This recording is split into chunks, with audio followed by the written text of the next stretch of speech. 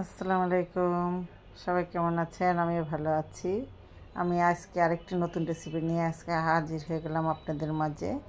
আজকে আমি প্রেসার কুকারে দেখাচ্ছি। প্রথমে পেঁয়াজ, তেল এবং গরম মশলা দিয়ে পেঁয়াজটা ভেজে নিচ্ছি। তারপর একটু লবণ দিয়ে দিলাম। লবণটা আন্দাজ মতো দিতে হবে। তারপর আদা রসুন পেস্ট, পেঁয়াজ পেস্ট, তারপরে ধনিয়ার গুঁড়া, জিরার গুঁড়া এগুলো দিয়ে একটু পানি দিয়ে দিলাম, একটু হলুদের গুঁড়া দিয়ে দিলাম, তারপর একটু মরিচের গুঁড়া দিয়ে দিলাম। দিয়ে এটা আমি একটু কষিয়ে নেব। অল্প অল্প করে পানি দিচ্ছি আর একটু কষিয়ে নিচ্ছি। আপনারা আমার মতো করে একটু একটু করে দিয়ে দিয়ে কষিয়ে নেবেন।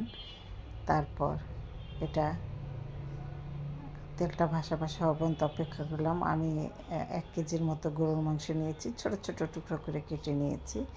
আর এই ছোট ছোট টুকরোগুলো আমি মশলার মধ্যে দিয়ে দিলাম, দিয়ে একটু নেড়ে চেড়ে তারপর এটাকে একটু আমি ঢেকে দিব। আর আমি প্রেসার কুকারে করেছি, আপনার ইচ্ছা করলে নর্মালও করতে পারেন। আর একটু পানি দিয়ে দিলাম যাতে মাংসটা এটার মধ্যেই প্রেসার কুকারে কষা কষা হয়ে যায়। আর ঢেকে দিলাম আর একটু অপেক্ষা করতে থাকলাম। তারপর একটু আলু দিয়ে দিলাম, আলুগুলো আসলে দেখানো হয়নি। তারপরে পাশের প্যানে আমি তেল দিয়ে দিলাম, সেটার মধ্যেও পেঁয়াজ, গরম মশলা অল্প দিলাম যেহেতু গরুর মাংসতে দিয়েছি।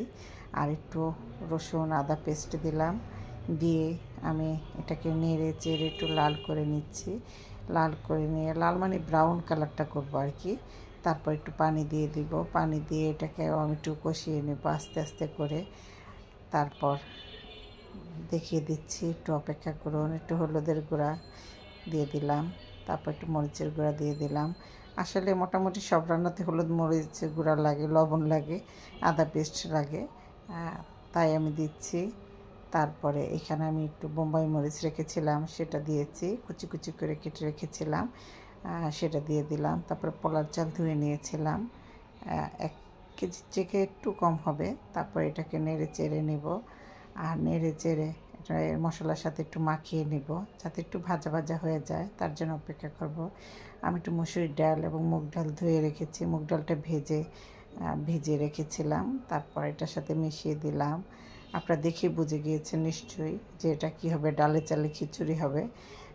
আর সেই ডাল চালের খিচুড়িটা আমি মাখা মাখা করে করব।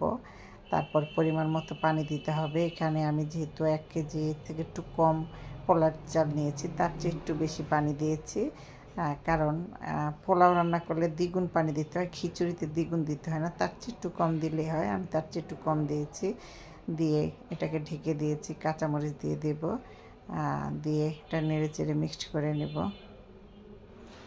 তারপর আরেকটু পানি লাগবে হয়তো বা আমার এটার মধ্যে, তা আমি দিয়ে দিলাম, একটু আচার দিয়ে দিলাম, কারণ আচার দিলে আচার একটা সেন্ট আসে, সেই সেন্টটার জন্য অপেক্ষা করছি। আর এটাকে নেড়ে চেড়ে এখন ঢেকে দেব। আর গরুর মাংসটা মিক্সড করে দিলাম সাথে, দিয়ে কিছুক্ষণ পরে আবার ফিরে আসবো আপনাদের মাঝে। তারপর আস্তে আস্তে করে আমি এটা ঢেকে রেখে দিয়েছি। এই যে দেখুন ঝরঝরা হয়ে গিয়েছে খিচুড়িটা।